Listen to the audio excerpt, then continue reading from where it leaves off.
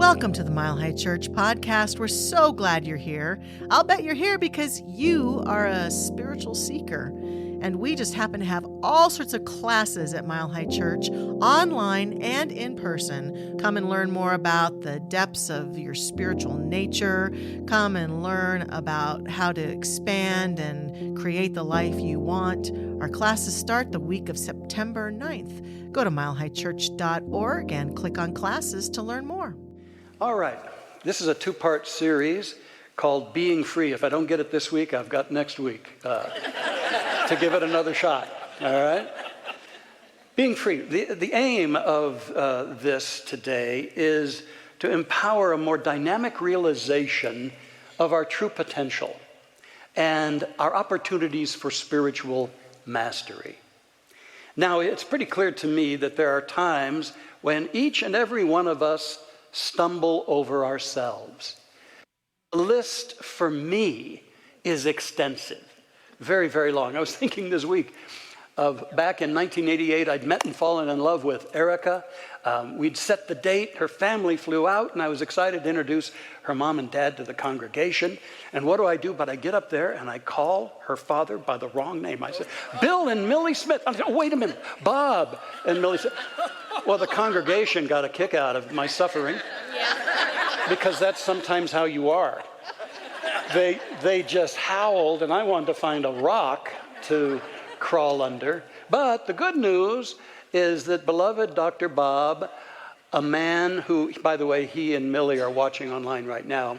I love you guys. But Dr. Bob, over the years, I have loved that man so much. But it began when he found it hilarious also and forgave me. So we could go ahead and get married. Yeah, my stumbling over myself is a long and storied tradition. And I believe that's true for you too. I do.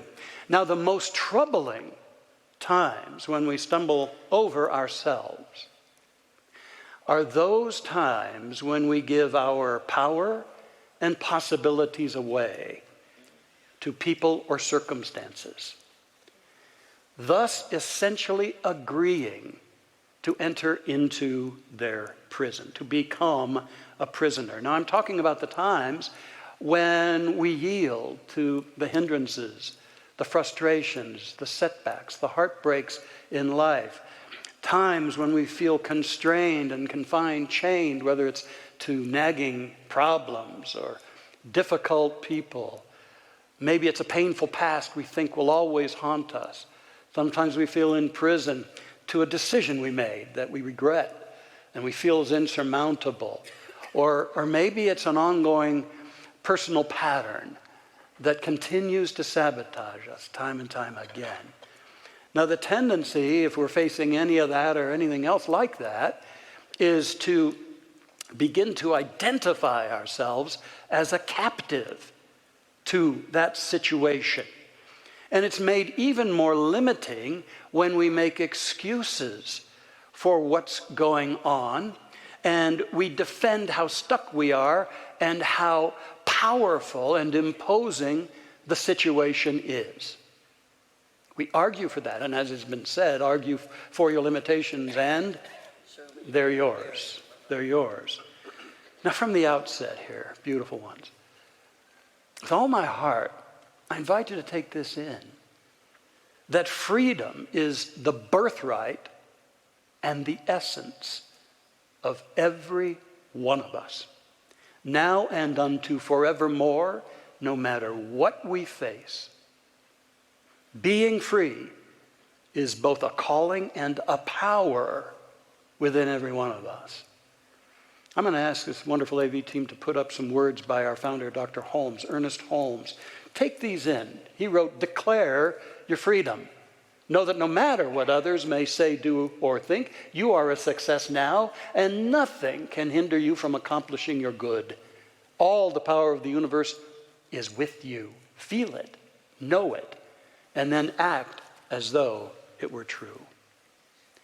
It's a great statement, and he's hinting at some tremendous power. But hear this.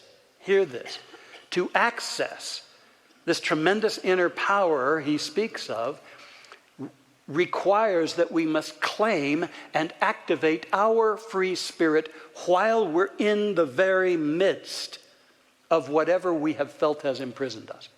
Whatever we felt or feel is confining us, constricting us, limiting our lives. Yes, right in the midst of the hardships, the apparent failure, the deep and challenging path, whatever it might be. We're called in the midst of that to get back in touch with something we've never lost, we may have turned our back on, but that we are free spirit, getting back to being free. Now, if we determine that our freedom and our greater empowerment waits for people and situations to change, then we're just going to stay stuck. We'll stay stuck. I continue to be tremendously inspired and humbled by this man. This man is Viktor Frankl, the Austrian psychologist, philosopher, and Holocaust survivor.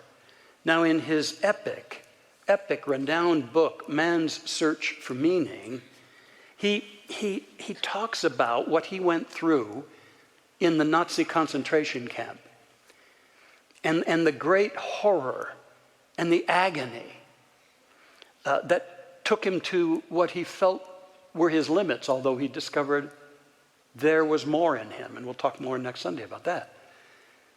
But the thing about him, and that he writes about, is he had a moment when in the midst of all that agony, he had a breakthrough realization that he put in these words.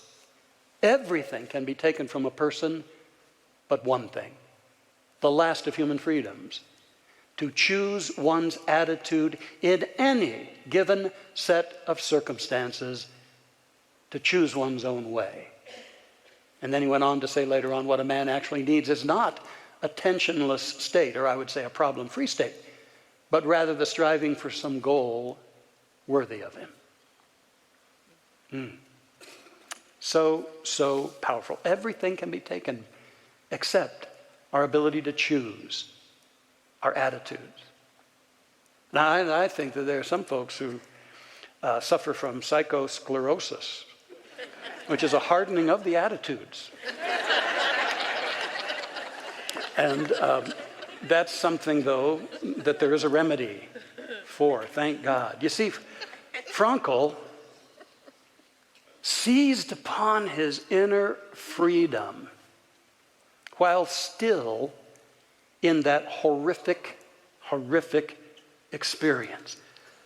You see, gang, they couldn't take being free from him. And nothing can take being free from you and me. Not really. Oh, we can imagine ourselves constrained, imprisoned, chained. But the ember of our free spirit glows on. God, and it waits to be fanned into a flame, and that's what I want to do today. Absolutely. Now, most of us have not had as dire an experience as Frankl's. Yet I'm sure every one of us has had our very trying, very difficult, very hurtful times. Times that may have brought us to our knees. The wind out of our sails. And we don't know what to do. Maybe that's what brought you to church today. Is that you need that something that can help you. Not just stand up, but step forth. And what I really want you to know is that what we're talking about today is not some abracadabra that's going to magically dissolve all the challenges or problems. No. But what this is about today is about an awareness and practices that can restore us to the experience of being free. And out of that, we then can exercise at a higher level our sacred capacity for choosing. for deciding what shall go on within us, no matter what's going on around us or to us. That's what it's about. And then when we realize that we have this God-given ability, we reorient ourselves to life itself. And we find that there can be new strength, new insight, new inspiration. And oftentimes, it's the opening through which good things can begin to happen. It's what gave Frankl the power to maintain and then later on to serve. It can work for you and me too. So this brings us to the first of 3 steps of empowerment I want to offer us today. And the first one is actualize your free spirit now. Whatever's going on for you today, I invite you during this time together right here to actualize that free spirit energy within you. It can lead you forward. It can lift you up. You see, freedom is not a state of affairs, it's a state of heart. And freedom is not the result of improved or changed conditions. It's the demonstration of transformed awareness.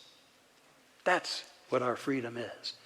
And in the very midst of the turmoil of life, I invite you to make a sacred pilgrimage.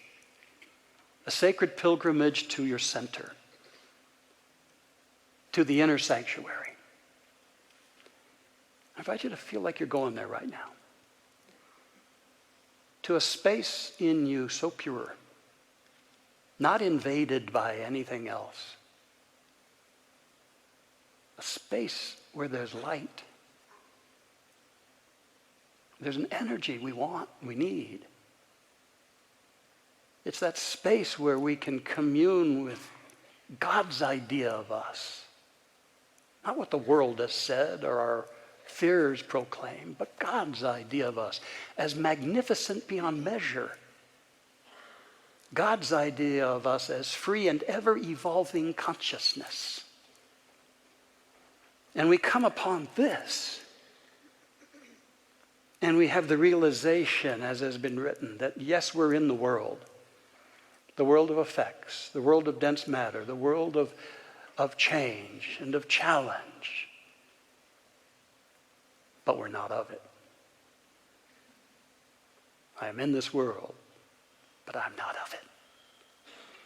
And as I pray that you're sensing that space of free energy, free life within you, uncluttered, unlimited, as you sense that, I invite you to anchor it and expand it by celebrating it. Yeah, in the midst, it seems outrageous, but in the midst of problems, challenges, heaviness, hardship, there's power in celebrating something deeper and greater in you. And there'll be people who think you're crazy, but that's all right. The world is needful of crazy people like that, like you.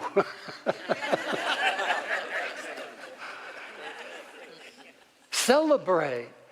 You know, the Israelites in the Babylonian captivity suffered at the hands of the Babylonians. And after days of slave labor, they would still creep down to the riverside and they would take instruments, lyres, harps out of the reeds and the willows, and they would play music and they would dance. Because their bodies were enslaved, but their spirits remained free. And they celebrated that. Paul and Silas were beaten up by the Romans and tossed into jail, but they sang praises to the divine, and an earthquake happened, and it blew open the doors of the prison, and they and all the other prisoners were set free, which indicates that they were probably terrible singers, or that they had found a key to unleashing the power of a freedom within them that could never be limited nor constrained. And I want that for us. Take a risk to feel it right now. And let's proclaim it. I've got a couple of affirmations that we can speak our word about this. Let's share this one together. I am free and magnificent spirit right now. Now, this next time, I want you to say it with feeling to your heart. All right, again.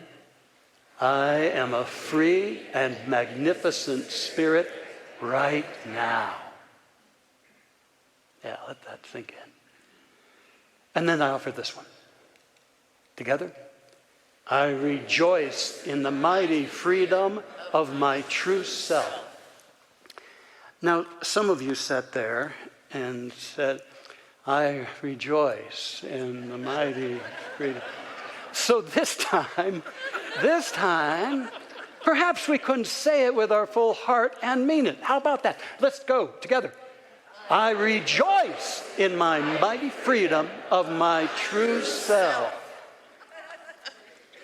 Feel that spirit moving within you saying, oh, yeah. That ember being fanned into a flame. This is the supreme spiritual stand that we can take and that we must take. It recorded in the book, the 5th chapter of the book of John, is a time when Jesus journeyed to the pool at Bethesda. Now, it was said that this pool was a healing place and that regularly angels of God would stir up the waters in that pool, and whoever got into the water when that happened was healed of whatever their affliction. So Jesus went there, and when he did, there were lots and lots of hurting and sick people around. He was particularly drawn to one man. The man was lame, and he had been laying by that pool for 38 years. 38 years. I'd say there's a bit of procrastination going on there, or resistance at some level. And so Jesus went to this particular person, and he kind of bluntly confronted him by saying, will you be made whole?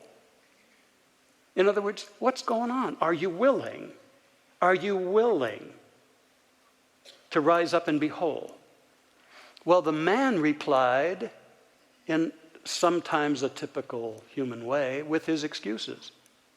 And he said, well, sir, I have no one to put me in the pool when the water is stirred up, and someone always gets in before I can. So obviously, that's his story of limitation, which he has been living over and over and over again. And we have a capacity to live out stories of limitation over and over and over again.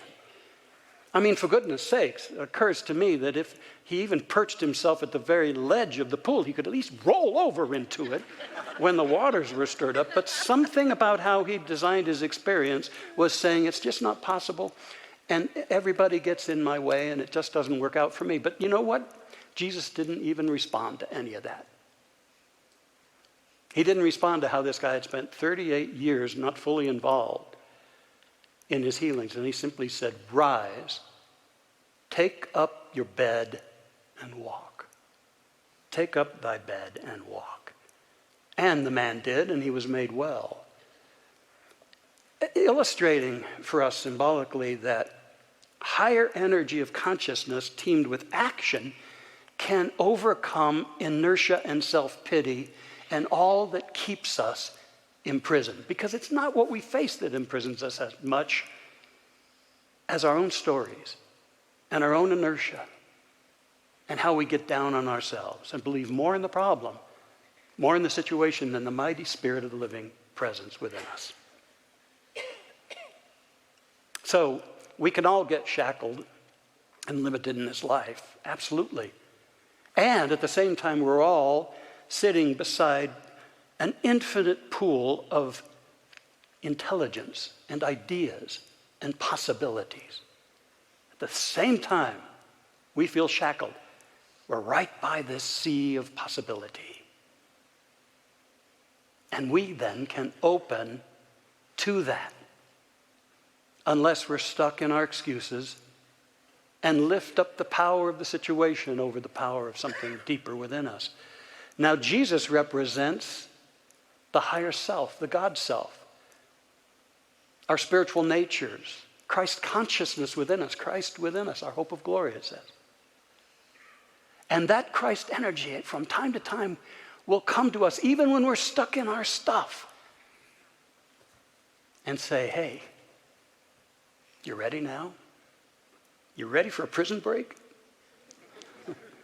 You're ready to say yes to something so fundamental and true about you, a light that will not go out. Indeed, our freedom is often just a step of willingness away. Let me also share with you about the most important person and gift in my life, and that is my beloved Erica. She's here somewhere, well disguised from me. I can't find her out there. Oh, good.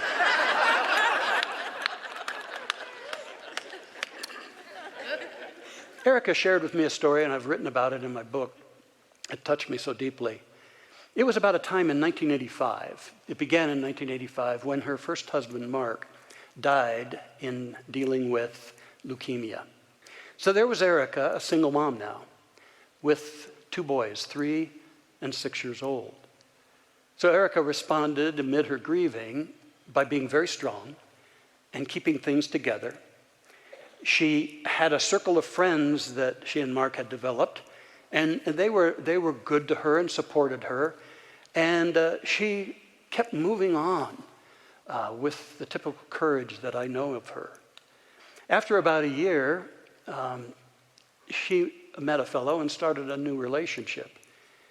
But she shared with me that, it was nice. And I enjoyed him, but it wasn't what I had and it wasn't what I wanted. But then again, I had it.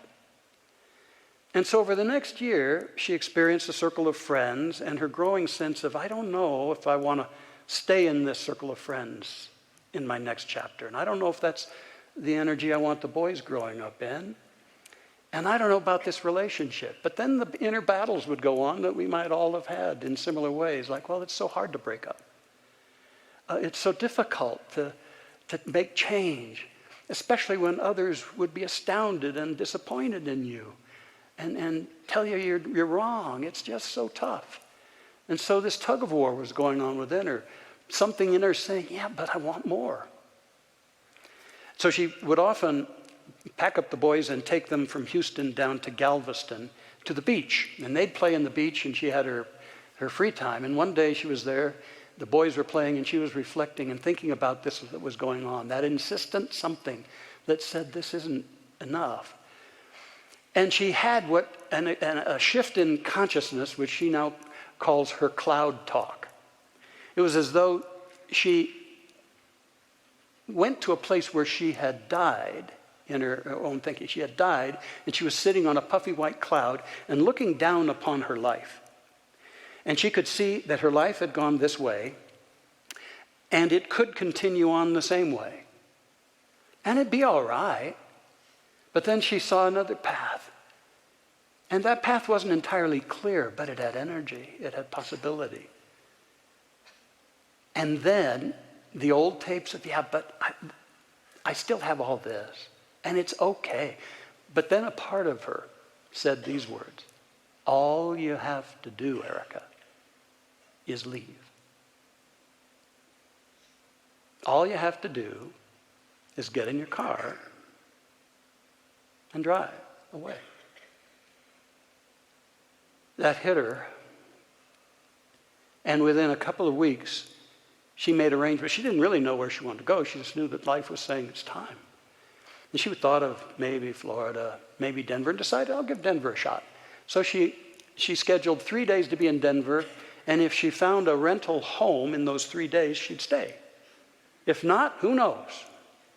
Thank God, on 9 p.m. on the 3rd day,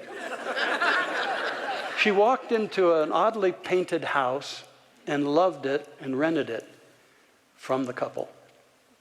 Then, within a couple of weeks, she had all of her belongings packed up and shipped out here.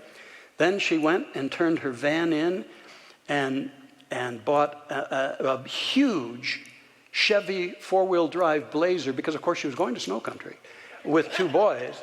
And she got in that Blazer and did what that guidance had said. She simply left. Yeah, among the hue and cry of many around her, but she left. It wasn't easy. She told me she cried all the way from Houston to Dallas, and then she drove in a better state all the way to Denver. But she left. And then she got here and set up house, and then somebody told her about a rather odd and unique church at Alameda and Garrison. And she had begun studying metaphysics, so she gave it a shot. The second Sunday she was here. She walked out the doors of the Vote Center and came through my line, and it all began. It all began.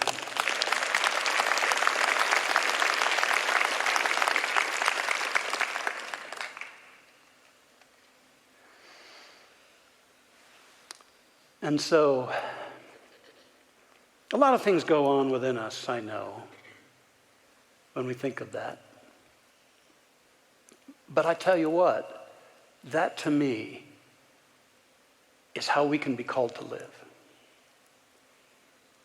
And her story gives us the second and third point that I want to share with you, gifts I want to give you. And that second one is embrace your heart's purpose now, not later. Having stirred up a sense of your free spirit, no matter what's going on, then search your heart. What am I about? Not necessarily what specific things do you want to go do, unless you know. But what's my inner purpose here? Maybe it's to grow through this experience. Maybe it's to say yes to a higher calling. What's my heart's purpose? Okay, what's the stirrings within my heart? It's about the opportunity to connect with our deepest, most fervent, most passionate why in this life. Why am I here? What's my next opportunity? Now the ego wants to know exactly where we're headed, what it's going to look like, how it's going to all unfold, or we're going to stay put. And that's why a guy stays by a pool for 38 years.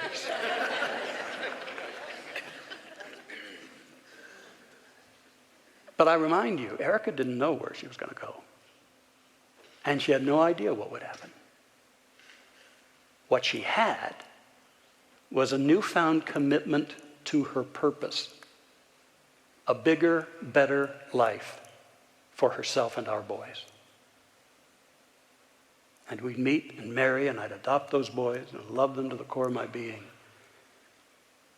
And I give thanks that she didn't let all the yeah buts in her and around her sweep that purpose under the rug. And then the third thing that extends from her beautiful actions, brave your higher path now.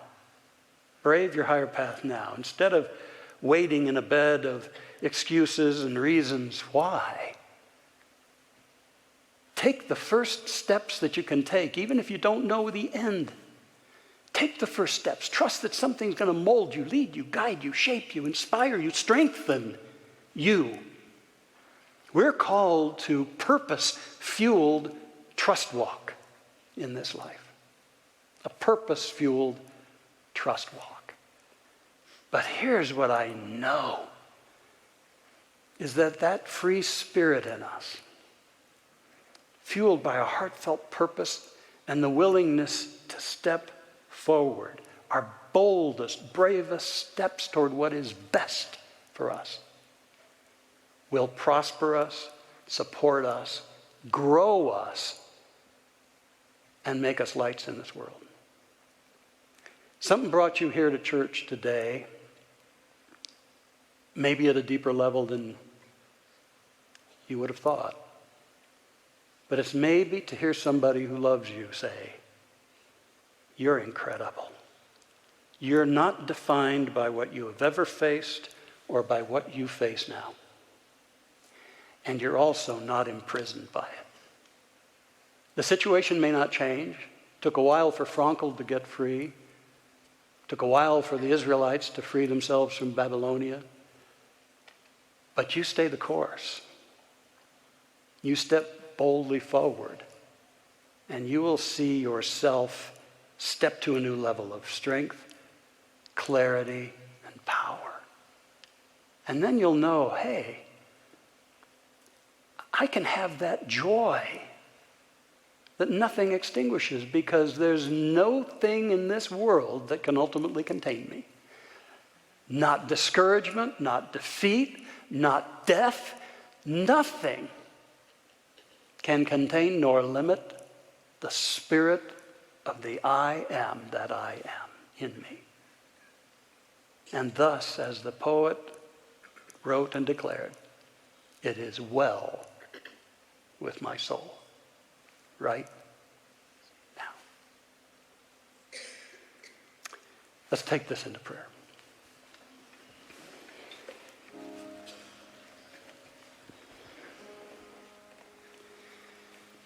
Oh, precious ones, breathe deeply. And with an out breath, sense that you're shedding the sense of weightiness, a sense of chains, if there are those that seem to bind. And take another deep breath and let your shoulders fall back and your heart be elevated. A new posture of possibility.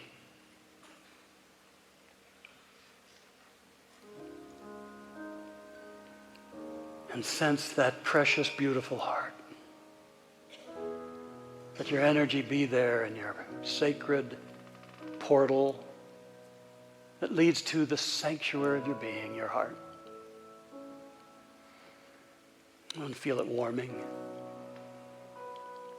quickening. Let your breathing become a natural, gentle rhythm. A rhythm of peace.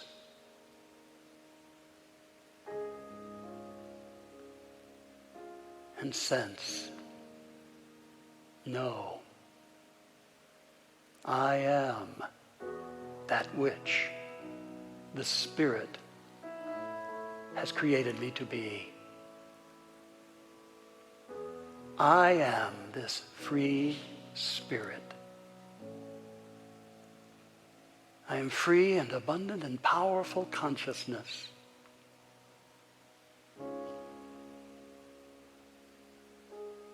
I may go through many things in a lifetime, yet none of them diminishes me, nor imprisons me. And therefore I no longer grieve the Spirit, as it is written, but I celebrate. I celebrate truth in the midst of it all. And thus I am becoming mighty in the midst in this moment. I celebrate. I feel some energy rising within me, opening me further to the directives and the vision of my heart. Be with your heart there.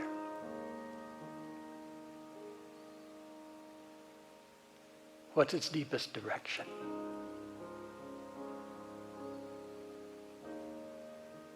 And you may not know all of the ifs, ands, and whereabouts and details. And yet, it can lead you there.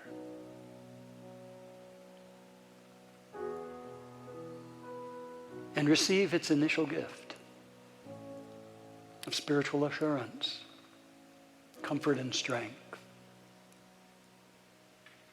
For you still are the glorious Spirit, precious, beautiful, God-ordained Spirit. And nothing ever diminishes that. And you can hitch your wagon to that energy and see where it takes you. This is the healing space of God's love received and activated in our heart of hearts. And thus I know with great joy the sanctity and the sacred essence of Spirit embodied in each and every one here, each and every one everywhere. And I know that sacred Spirit is a light that can never go out. I know it's shining in this place ever so brightly. I know you carry it forward from this place into your circumstances, into your relationships, into whatever is going on in your life. And the light shines brightly, and the darkness comprehendeth it not.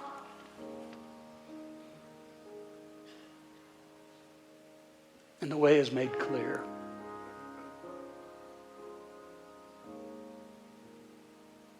Feel the joy in this. Feel the deep joy of this homecoming. And we stand in trust that from this place of being free, we are guided forward to become even more fully embodied spiritual beings.